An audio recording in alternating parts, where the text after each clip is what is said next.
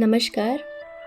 आइए सुनते हैं सुषमा मुनिंद्र जी की लिखी कहानी पराए घर की बेटियां। सुमति की विदाई कर थका हुआ घर अम्मा खूब रोने के कारण भारी हो गए फटे सुर में कहती जा रही हैं।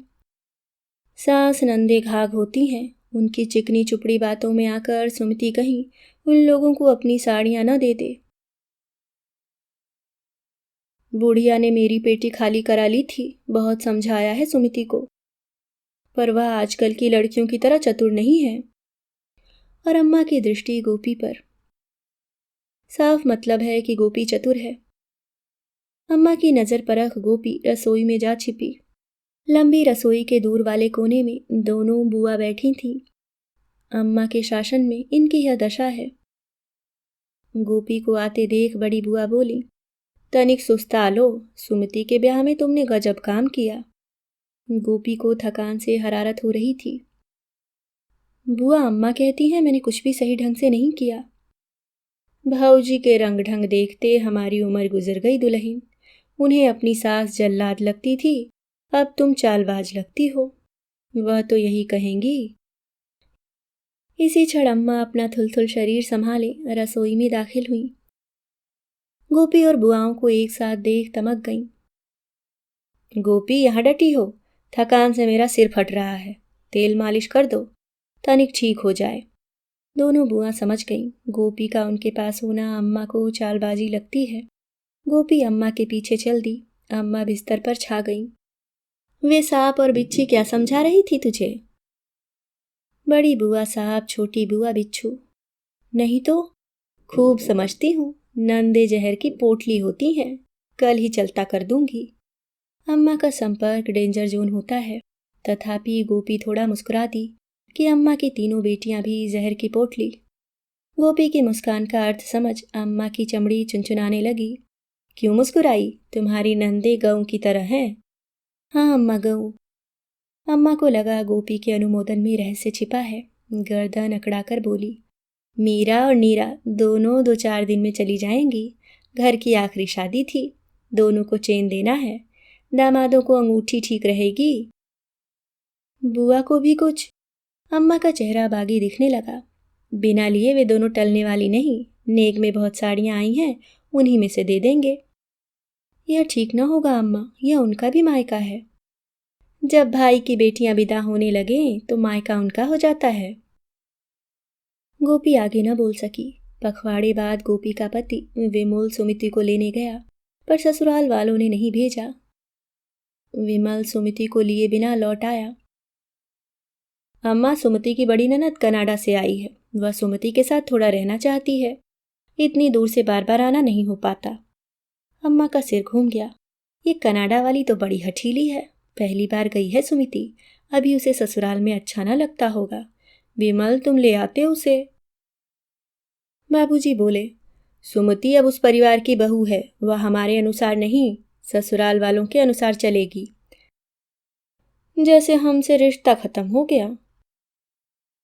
गोपी को तुम नेक सलाह देती हो ना कि बहू को ससुराल वालों के हिसाब से चलना चाहिए। अम्मा ने फटकार दिया, सीधी बात को उलझाया न करो और बहू का बहुत पछ न लो।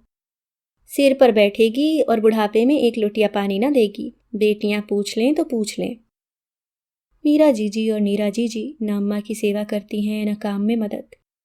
उनके आने पर अम्मा खास सतर्क हो जाती हैं, बेटियों की सुख सुविधा में कमी न रहे। तब भी अम्मा की गुमान है बेटियां बुढ़ापा पार कराएंगी। सुमति अगले सप्ताह आ गई। अम्मा उसके बैगों की गुप्तचरी में लग गई। 3 दामी साड़ियां नदारत। सुमति, साड़ियां सास ने हड़प ली? नहीं अम्मा, मैंने बड़ी ननद, जेठानी और माताजी को एक एक दे दी। पुत्र की नादानी अम्मा को नागवार लगी। इतना सिखाकर भेजा, पर तुझे अकल ही नहीं है। अम्मा, भाभी जब पहली बार आई थी तो तुमने उनकी 3 साड़ियां रख ली थी, मीरा जीजी, नीरा जीजी और अपने लिए। मुझे लगा माताजी जबरन रखें, इससे बेहतर है मैं अपनी इच्छा से ही दे दूं उन्हें। यह क्या कि माल भी जाए और नाम भी न हो। इसी तरह लुटाती रहो तो सास नंदे तुम्हें कंगाल बना देंगी। हाँ, कहे देती हूँ। अभी सब नया नया है, इसलिए तुम्हें सब हरा दिखाई देता है, जल्दी ही पता चलेगा। सास नंदे जहर की पोटली होती हैं। सुमति हंस दी। तब कहो अम्मा, मैं और तुम जहर की पोटली हैं। मैं भाभी की ननद, तुम सास। पता है मुस्कुराकर जुर्म कर रही है, लेकिन गोपी मुस्कुरा दी। अम्मा मुस्कुराहट सह न सकी। गोपी, सिर में न बैठी रहो, चाय बनाओ। अच्छा अम्मा। गोपी चाय बनाने चली गई। इधर अम्मा सुमति को मंत्र दे रही थीं कि वह ससुराल में गुलाम बनकर नहीं, मालकिन बनकर रहना सीखे, जबकि अम्मा ने गोपी को गुलाम से अधिक कभी कुछ माना ही नहीं। गोपी मायके जाए या न जाए या कब जाए, यह अम्मा तय करती हैं। गर्मी की छुट्टियों में गोपी के मायके में सभी भाई बहन एकत्र होते हैं कि सबसे मिलना हो जाएगा। इधर यही समय गोपी की नंदों के आने का होता है। अम्मा उसे जाने की अनुमति नहीं देती। जब गोपी मायके जाती है तब भाई बहन जा चुके होते हैं। एक दिन उसने अम्मा से कहा था, जाने दो अम्मा, शादी के बाद मैं अपने भाई बहनों से कभी ठीक से नहीं मिली हूँ। अम्मा का स्पष्ट जवाब, तुम्हें अब हमारी सुविधा इच्छा देखना चाहिए। मीरा और नीरा साल भर में आती हैं, पर उनका ख्याल नहीं, भाई बहनों का बहुत ख्याल रखती हो। मीरा और नीरा के आगमन पर गोपी दिन भर चूल्हा संभालती है। विमल बड़े बड़े झोले लिए बाजार दौड़ता है। मीरा और नीरा का पूरा समय ताश, सैर सपाटे, बाजार में गुजरता है। आमोद प्रमोद में अम्मा तल्लीन हो जाती हैं। सुमति 6 माह बाद मायके आई। अम्मा और गोपी के लिए साड़ी लाई। अम्मा से नहीं देखा गया। मेरे लिए तो ठीक है, पर गोपी की चमची न बनो। अम्मा, भाभी को भी लगे कि कोई उनका ध्यान रखता है। वह हम सबका हमेशा ध्यान रखती हैं। बहू की लगाम जितना कसो उतना ही कायदे में रहेगी। भाभी ने कभी कायदा तोड़ा अम्मा? ये बहस करना ससुराल में सीखा है? हाँ, मैं बहू बनी तो पता चला बहू की कुछ भावनाएं होती हैं। वह मान और सम्मान चाहती है। मेरी बड़ी ननद कनाडा लौट गई, पर छोटी के नखरे, उसकी जूठी थाली तक मैं उठाती हूँ। अम्मा सदमे में, सुमति, तुम उसकी गुलाम नहीं हो। पर बहू तो हूँ, बहू को ये सब करना चाहिए। अपने ही घर में देखती हूँ अम्मा, गोपी भाभी गई भाड़ में। परिमार्जन जो सुमति का पति है, परिमार्जन से कहो तुम्हें अपने साथ ले जाए, अच्छी पोस्ट में है। तुम क्यों दबोगी इस छुटकी ननदिया से? वे ले जाना चाहते हैं, पर माताजी कहती हैं कुछ दिन हमारी सेवा करो। तुमने फेरे माताजी के साथ लिए हैं। बिटिया, तुम इस बुढ़िया की लगाम कसो। अम्मा गोपी की लगाम कसना चाहती हैं और चाहती हैं सुमति अपनी दुराचारी सास की लगाम कसे। नहीं अम्मा, परिमार्जन अपनी माँ के सामने मुंह नहीं खोलते हैं। ऐसे भक्त हैं अम्मा के, प्रभु। अम्मा को विमल पत्नी भक्त जान पड़ता है, परिमार्जन मातृभक्त। मैं चलूं अम्मा, भाभी का काम में हाथ बटा दूं। 4 दिन को आई हो, सुस्ता लो। अम्मा, यहाँ आदत बिगाड़ लूंगी तो ससुराल में अखरेगा। सुबह 6 से रात 12 बजे तक काम और काम। सुमति, तुम्हारी तो मजदूर से भी खराब हालत है। गोपी और सुमति रसोई में आ गई। गोपी पूछने लगी, सच कह रही हो क्या सुमति? भाभी, मुझे कोई तकलीफ नहीं है, वे अच्छे लोग हैं। मैं अम्मा को महसूस कराना चाहती हूँ कि वे जो व्यवहार तुम्हारे साथ करती हैं वही बेटी के साथ हो तो कैसी आग लगती है। पर तुम अम्मा से ये सब नहीं बताओगी। आगे आगे देखो होता है क्या। फिर सुमति अपने 2 माह के बच्चे को लेकर मायके आई। अम्मा जल्दी ही मुख्य मुद्दे पर आ गई। सुमति, बरही में मैंने काफी सामान भेजा था, सास ने तो नहीं हड़प लिया? उन्होंने नहीं हड़पा, मैंने ही सब उन्हें सौंप दिया। परिमार्जन बोले बेटा हुआ है तो सबको नेक बनता है। सास, दोनों नंदों और जेठानी को हम लोगों ने सोने के कंगन दे दिए। अम्मा पर गाज गिरी। बेसऊर, कंगाल हो जाएगी। न देती तो परिमार्जन को बुरा लगता। अपनी बड़ी बहनों को देखो, पति को मुट्ठी में रखती हैं, कुछ सीखो। स्त्रियों की मनोवृत्ति विचित्र होती है। बेटी को पढ़ाती हैं, पति को मुट्ठी में रखो। बहू को आरोप देती हैं या मेरे बेटे को मुट्ठी में रखती है। अम्मा, यह गुर तो हमें नहीं आता। तुम्ही से जाना है, पहली संतान वह भी पुत्र हो तो सास नंदों को कुछ देना चाहिए। गुड्डू हुआ तब तुमने भाभी के कंगन उतरवा लिए थे।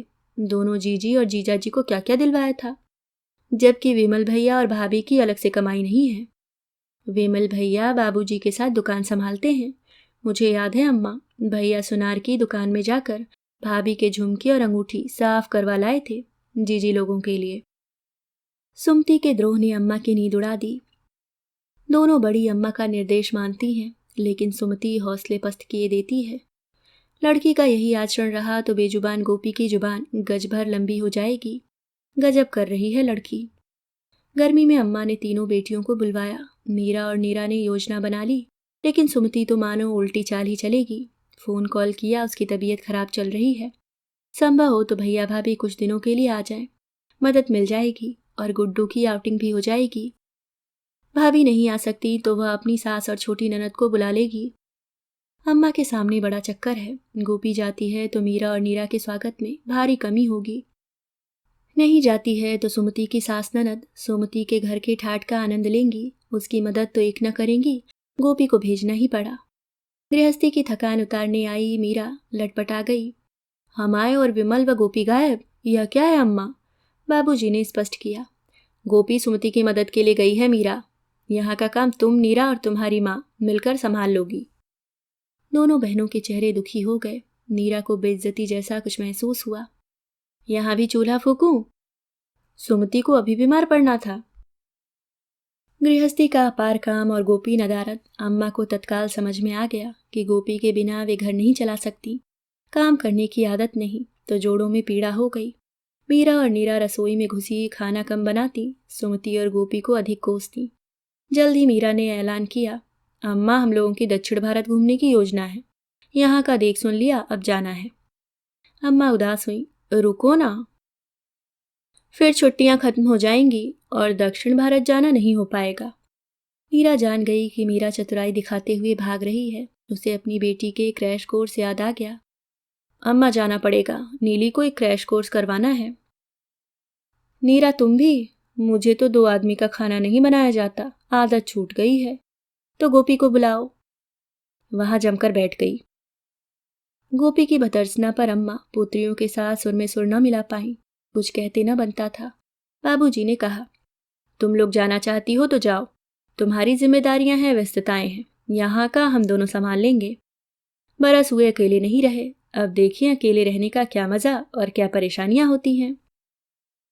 परिस्थिति में भारी उलटफेर हुआ। न सैर सपाटा न पुत्रियों के लेन देन को लेकर अम्मा ने हड़कंप मचाया। और अब खाली घर, 2 प्राणी। अम्मा सामर्थ्य भर काम करती, पर काम पूरा ना हो पाता। बाबूजी ने अलग हौसले तोड़ने वाली बात कर दी। तुम जिन लड़कियों का यशोगान करती हो, लो वे पीठ दिखा गईं। चाहती तो हो भीतर की भड़ास निकाल कर तबीयत हल्की कर लो, पर झिझक हो रही है ना? होती हैं कुछ स्त्रियां, सेवा बहू से लेती हैं, श्रेय बेटियों को देती हैं। मैंने बार बार तुम्हें कहा, जो विमल और गोपी हमारा इतना काम करते हैं उन्हें न सराहो तो कोई बात नहीं, पर परेशान भी न करो। बाहर वाले मदद को नहीं आएंगे, ये ही लोग काम देंगे, तो क्या हम उन्हें थोड़ा सा प्रेम और महत्व नहीं दे सकते? अमर बेल का स्वभाव जानती हो, जिस पेड़ पर चढ़ती है उससे अपना पोषण लेती है और उसे सुखा देती है। फिर कहता हूँ, गोपी से सहारा लो, पर उसे ठूठ न बना दो। वह विद्रोह कर दे तो हम इस बुढ़ापे में क्या करेंगे? उसके हाथ पैर मजबूत हैं, हमारे थके रहे हैं, हमारे थक रहे हैं। विमल और गोपी अलग हो जाएं तो वे अपना काम चला लेंगे, हम अकेले नहीं चला सकेंगे। मीरा और नीरा को देख लिया ना, फिर मैं उन्हें भी दोष नहीं देता। अपनी गृहस्थी बसाने के बाद वे तुम्हारी गृहस्थी का बोझ अपने ऊपर नहीं ला देंगी। काम गोपी ही आएगी, पर तुमने कभी उसे महत्व नहीं दिया। उसे स्नेह और महत्व दो तो वह तुम्हारी सेवा मन से करेगी। देखो, मशीन के कलपुर्जों की देखभाल न करो तो एक दिन वे काम करना बंद कर देते हैं। गोपी तो इंसान है, उसकी संवेदनाएं हैं, इच्छाएं हैं, अधिकार है। अम्मा सुनती रहीं बाबूजी की बातें। शायद वे पहली बार चित्त देकर सुन रही हैं, वरना पुत्रियों को अपना बल मानने वाली वे धीरज से किसी को नहीं सुनती हैं, मनमानी करती हैं। इस वक्त खुद को दुर्बल पा रही हैं और बाबूजी की बातों में उन्हें सार दिखाई दे रहा है। यही वजह रही वापस आए बेटे बहू से पूछने की। उन्होंने पूछा, कोई तकलीफ तो नहीं हुई? आवाज नम है, लहजा गरम। गोपी ने सोचा था अम्मा एकदम दंगा कर देंगी कि यहाँ लड़कियां तंग हुई और यहाँ आनंद लूटने गई थी, लेकिन तस्वीर बहुत भिन्न। गोपी ने बताया, सुमति ने बिल्कुल तकलीफ नहीं होने दी। कैसी है उसकी तबीयत? यह बताना कठिन था। कैसे बताए कि सुमिति बेहद तंदुरुस्त है। घर उसे 100 परिमार्जन के साथ शिमला निकल गई कि भाभी तुम लोग कुछ दिन यहाँ एकदम फ्री होकर रहो। अम्मा जान ले तुम्हारे बिना घर नहीं चल सकता। मीरा जीजी और नीरा जीजी एक दिन भी अम्मा की सेवा नहीं कर सकती। सुमति की धारणा का सत्यापन यहाँ हो चुका है। अम्मा ने दोहराया, विमल सुमति ठीक है ना? विमल हंसा, ठीक है अम्मा, तुम कैसी हो? दुबला गई हो। अचरज अचरज अम्मा हंस दी, बुढ़ापा है, दुबलाएंगे ही ना। मैं तुम लोगों के लिए चाय बना दूं? चाय मैं बनाऊंगी अम्मा। तुम इनसे सुमति के हाल समाचार पूछो। गोपी हाथ मुंह धोने के लिए स्नान घर की तरफ चली गई। अम्मा जाती हुई बहू को देख रही हैं। हाँ, थोड़ा स्नेह, थोड़ा विश्वास दो तो ये पराए घर की बेटियां पेट जाई बेटियों से अधिक अपनी हो जाती हैं। अभी आप सुन रहे थे सुषमा मुनिंद्र जी द्वारा लिखी गई कहानी पराए घर की बेटियां।